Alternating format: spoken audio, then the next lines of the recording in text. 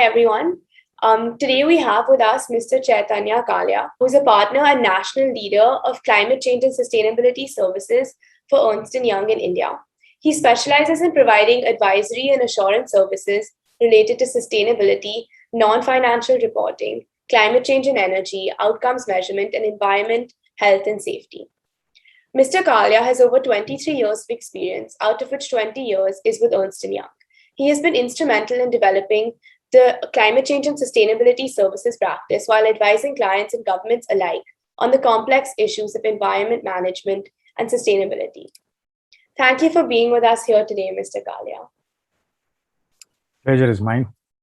So the first question that I have for you today is, what do you think are the major challenges corporations will face in the next 10 to 20 years in terms of adapting to the new normal in the context of climate change, transitioning to renewables, and enhancing resilience?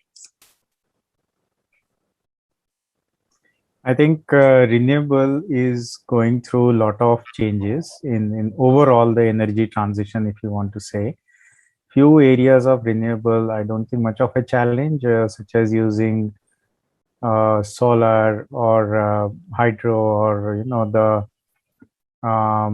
already existing wind. Maybe they will get repurposed, etc.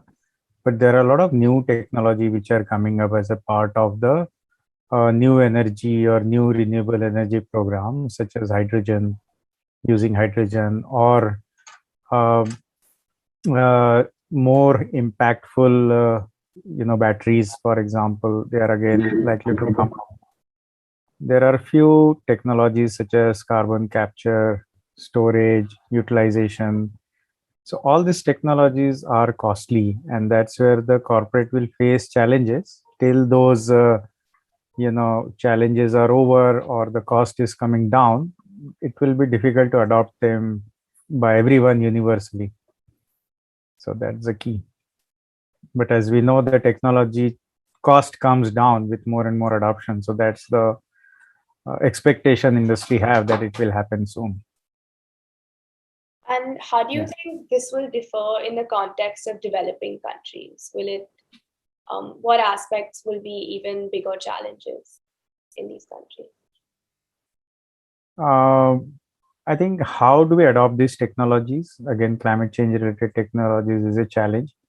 Second, specific to India, probably it will be more because we have started several of things little late in that sense, but we have realized that it's again required, and much more action needs to be taken to meet this, let's say, science-based target to meet the requirement of 2050 absolute emission.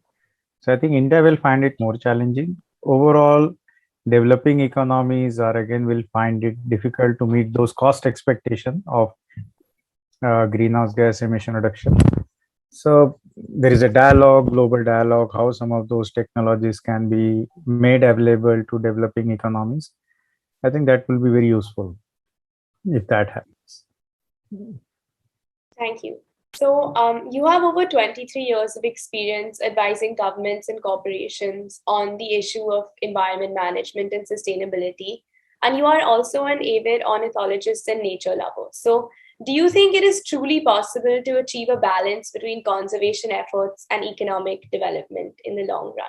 Or do you think there'll always be a sort of fight and battle between the two? We don't have any option. Even if there is a fight, we have to win that fight. Okay, there is absolutely no option. So I am very, very passionate about it because I've been working in this area, one organization, one topic. So in that sense, I am boring, but that's my way of, kind of fighting it out. But we don't have any option. Today, the developmental needs are far more, kind of at a fast pace, which, nature can cope up with. So somewhere we have to manage that. We have to slow down. We have to make everyone aware, government, corporation. And I think that tipping point is coming up. More and more people are realizing, the kids like you, young generation, they are absolutely the most important element and biggest hope that I have, because you will reject many things, if it is not meant to be, you can say, sustainable, probably in terms of whatever technology you are using or clothes you are wearing or fashion you are following, everything. And once that starts happening, probably then corporations will change. They will also think that I need to follow where what my customers they need. But it has to be done. There is no way out. So my next question for you is, how can the widespread incorporation of ESG governance in the long term change the way businesses operate for the better? So I recently read an article that you had written for EY on a similar topic. So I thought maybe you could elaborate on that a bit. I think, in summary, what is happening is companies have been reporting and talking about their financial performance and how impact their growth is making. They are giving more dividends. Their share prices are becoming higher and higher. So overall thought process was about financial performance. But now ESG is helping organizations, governments, everyone to talk about non-financial performance, how that impact is being made. So slowly everyone will talk about, okay, how I'm making that impact. In India, for example, this 2% CSR has to be spent. So now companies are looking at how that 2% spend on CSR is helping to make a change, what kind of impact it is having, on the social side. Similar, it will happen on the environmental side as well slowly. So the overall thought process is, in the long term, companies will be looked at how they are creating value. In a simple word, how they are making impact on the non-financial performance as well. So, in your opinion, which aspect of solving for climate change is the most crucial, especially in light of the recent IPCC report? Is it mitigation or adaptation or a combination of both? Okay, all of them, maybe more.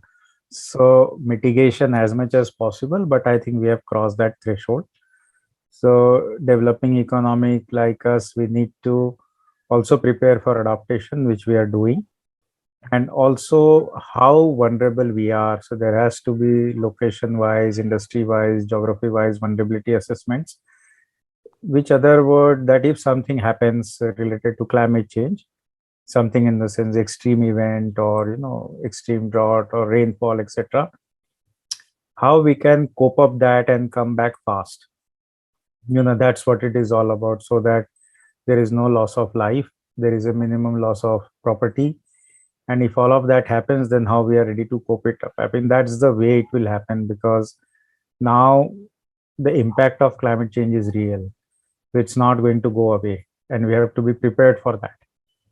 I mean, I'm not talking about very, very extreme cases like, entire coast will go down multiple meters of water. I'm not talking about those extreme cases right now, but at least whatever is happening, if you are well prepared for that, that we need to do. So mitigation, adaptation, some part of vulnerability assessment, and acting accordingly. All of that would be required. And do you think certain countries or corporations have a responsibility to the more vulnerable communities and parts of the world in helping them adapt? Or So you're saying certain countries, yes, those countries who are small island countries, they will have more impact, of course. Yeah. and do you think that certain countries or corporations in the world have a responsibility to the more vulnerable parts in aiding this adaptation? Or do you think every country now stands for themselves as we move forward? It has to be collective effort, and every country should do whatever best and most they can do. In terms of corporation also, most of the corporation, they understand that they have to do more than what they have been doing otherwise. So every year they have to do more. If you ask me, based on the discussion that I have with corporation and the boards, they understand that. How much is sufficient? I think it's a collective effort. No one corporation can do enough and the problem will go away. It's not going to happen in that manner. So the people, the governments, and all the corporation, they have to do collectively, and then only the probably the slowly the change will start happening. So if you ask me this question, I'm saying yes. No point in saying that one company has done something so that they have to do maybe more than others. Maybe right, maybe yes, but will that alone will be sufficient? The answer is no. Absolutely no. Everyone has to chip in whatever best they can do. Whatever they have done in the past is not sufficient. They have to do more. And now that we see, especially in this past year, we've seen so many extreme impacts of climate change across the spectrum in developed nations in Europe and North America, and of course in countries in Asia and Africa as well. We've seen the impacts right here, right now, and it's very difficult for anyone to argue that climate change is something of the future. It's here now. So, do you think that initiatives like extended producer responsibility or having a certain level of corporate social responsibility, do you think this level of change is fast enough? Or for products like plastic based products or petroleum based products, we need immediate sanctions or bans on such products? Or do you think extended producer responsibility and such initiatives are fast enough or a quick enough response to what's happening right now? So I think more will come, because what is happening, it's a regulation, extended producer responsibility, a series of regulation. What is happening is these regulations are in public domain, but applicable to the corporation. Earlier, what was applicable to corporation is what is happening within their boundaries. Now, what is happening at the public domain, that is also they're being responsible. So I'm sure more and more such regulation will keep coming. And again, the same reason, because what is happening within the factories, within the boundaries of the factory is not sufficient. It is not definitely sufficient. So there would be more avenues where all it can happen. Someday today, this extended producer responsibility is only penalizing the corporation in some sense. It will and indirectly the people, because if the cost of a product is more, then company will charge people. But I think tomorrow the day is not far when even the people will be start penalizing if they are not doing the right thing, not probably collecting the garbage in the proper way and throwing in a proper way, etc. So all that will happen. Again, anything and everything that is required to safeguard the planet will be much and much hasten up. It will get speed and up, etc., because it has to happen fast. Going back to your first question, that environmental degradation is happening at a very fast pace, so action has to be also to be taken in a fast pace. And so my last question for you is, what is your advice to young people interested in sustainable development or solving for climate change? I mean, one thing is be passionate about it. It's your future. So, and you have to control it in some sense, saying that, okay, this is what is expected. Otherwise, it's only one earth so far. We have not found any other.